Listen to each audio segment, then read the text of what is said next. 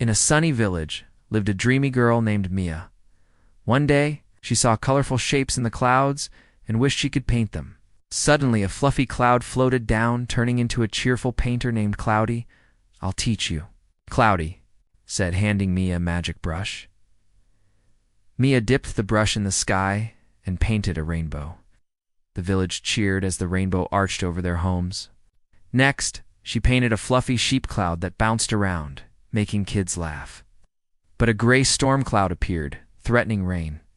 Mia painted a sunny flower, and the storm turned into a gentle drizzle, watering the fields. Cloudy smiled. "Your heart paints joy," he said, giving Mia the brush forever. She painted wonders: daily flying birds, dancing stars, spreading happiness. The village became famous for its ever-changing sky art.